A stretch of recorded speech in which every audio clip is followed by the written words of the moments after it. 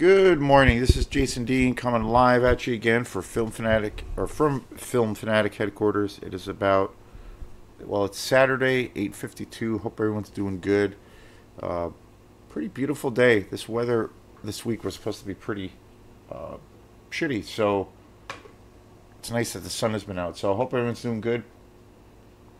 So yeah, we got some news as far as quantum, some quantum activities.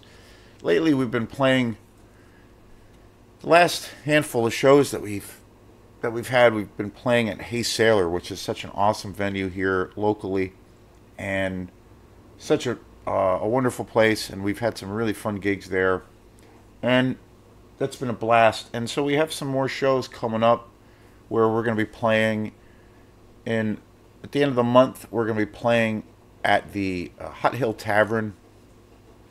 We're going to be playing that show. We're going to be sharing the bill with. I'm going to be sharing the bill with two other friends, Ronnie and Halsey. They both have these killer electronic projects. They Halsey goes under the name of Halsey. It's a real bass driven kind of hip hop infused electronica, kind of in the vein a little bit of like Thundercat. Really awesome stuff. And then my friend Ronnie, who plays this kind of ambient inspired improv music. He mixes things up a lot between actual songs or tunes and improv. Elements of rock, ambient, hip hop. So that's going to be a lot of fun. And we're going to be playing all together. We're going to be playing as Quantum. We're going to be playing at the Hot Hill Tavern at the end of the month. The 29th, so that'll be really fun. And then we have another show after that where we're going to be playing at the amphitheater in Camden. And that's going to be on a Tuesday night where we're going to be sharing the bill with another band that I play in called Split Willow. And it's going to be an interesting thing. We usually do that gig every year. We usually do it like in August or July. But this year it's a lot sooner. And that's going to be coming up in another month or so. And we'll be sharing the bill. We've never done it where we share the bill with another band. So that will be interesting to see how that goes. And I'm looking forward to that.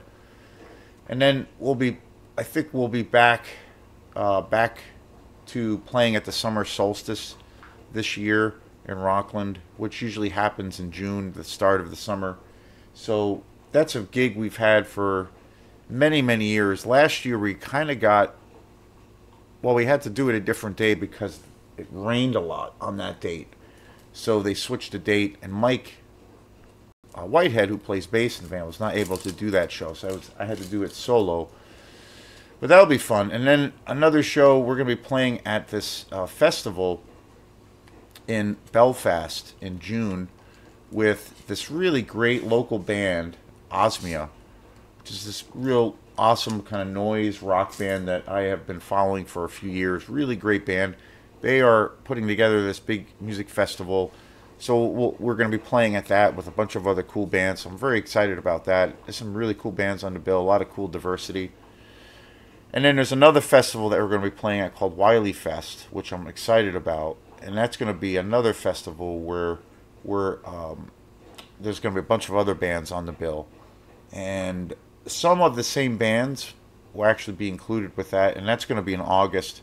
So very excited about that.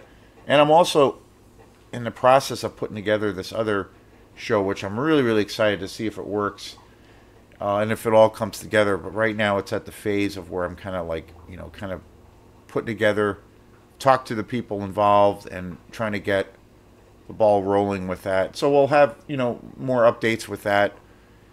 So very excited about that, and keeping the train on the tracks, if you will. I always feel like, especially with Quantum, I always make it, I always compare it to like the best way the band always develops is that we just, we play shows and we can put ourselves out there. For me, it's the best way to test out new material, new things, and I really love that process. I love recording in a lot of ways equally, but I really love the live setting because I feel like that's the ultimate kind of testing ground for material. So yeah, stay tuned for more.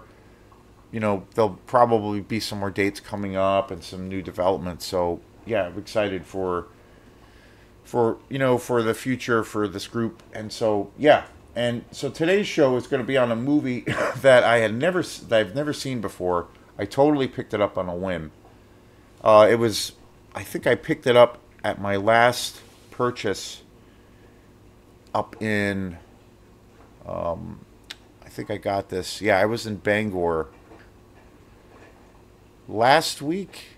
Yeah, it was last week. I was in Bangor on Monday, and I stopped at Bull Moose. I had a doctor's appointment, so I've been having to go up there for these dentists or having to get my teeth worked on. So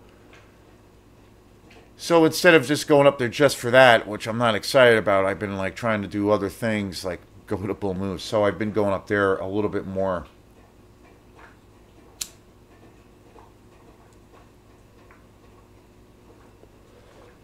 So I went up there last week and I bought a handful of movies that I've never seen before. And today's show is on this movie that, again, totally lucked out, and it's an amazing movie. Never heard of it before.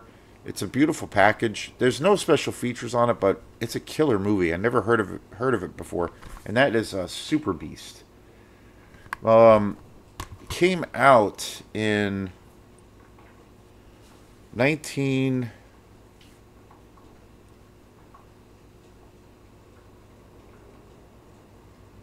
It came out in 1972. It's a totally wacky movie. It's kind of like, I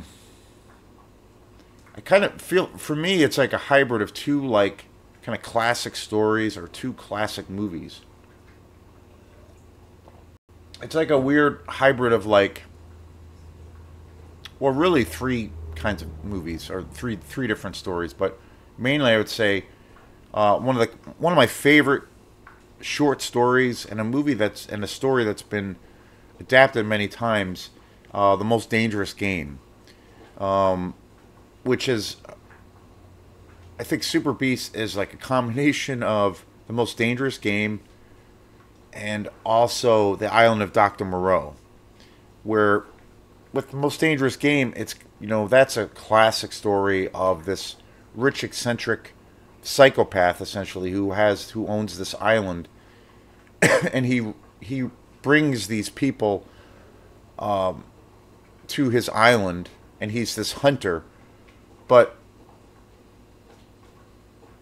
the people he brings onto his island, they are, brought there under false pretenses, and they are actually, it is revealed that he is a hunter, but what he hunts for him is humans. He feels like hunting humans, that's the ultimate prize. And it's one of my favorite short stories. It's been remade many times. There's been adaptations. There's the classic original from, I think, the 30s.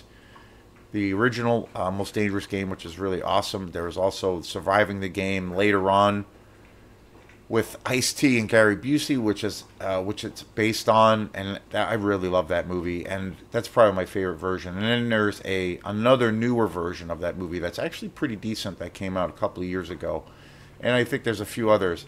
The Island of Dr. Moreau, also, there's been 3 or 4 different versions of that. Classic story of this kind of mad scientist who does all of these animal experiments with people and creates these like hybrid creatures. And so Super Beast is kind of like that. It's like a combination of both of those stories, but it's definitely an exploitation movie. It's it just epitomizes the 70s. It's super low budget. It's really cheesy. It's, again, one of the greatest aspects and truest aspects for exploitation movies is it's so bad it's good. That's really the case for this movie. It's totally ridiculous. It's hilarious, but it's really good. Great, considering this came out in the 70s, it's got great practical effects. The transfer of this movie on Blu-ray is pretty stellar. Very very impressed. I really think this movie holds the test of time, and it's it's a hybrid of both of those classic stories, and it's funny too because I didn't really look at the back of this movie, and it actually one of the reviews actually it basically mentions the same influences or the hybrid mix that I think this movie is made of, which is pretty funny. But it's great. I kind of consider this also like a good like creature feature. Definitely a monster movie, and it's basically centered on this eccentric scientist who lives on this island who basically kidnaps the natives and decides to do all of these monstrous experiments. It also has I would say, definitely has an influence, from the classic story of Mary Shelley's Frankenstein. There's also that aspect to it. But I think this movie is also really original. It has its own thing. It is, definitely an exploitation movie, but it has its own weird hybrid where it gives gives this movie kind of its own voice. It's not like a total ripoff, but it works, And in the world of exploitation, that's kind of what it's about, is exploiting and stealing ideas from other movies or other hits, movies of the day, classic stories. That is very much in step with the world of exploitation, and it's great. I really love it. The transfer of this movie on Blu-ray is pretty spectacular.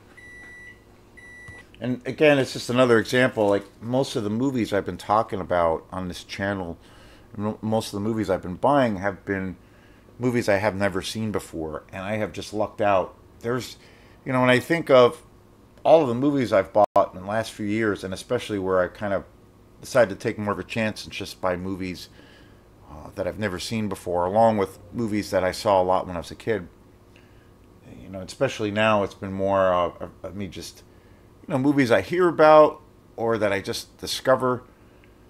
I've been really pumped. I've been really excited. Every time I feel like I've struck gold, and Super Beast is awesome. It's a great addition to my ever-growing collection of movies, especially in the world of exploitation.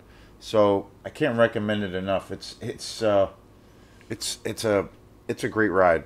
So Super Beast, 1972, good stuff. Thanks again, and we will see you next time. Peace.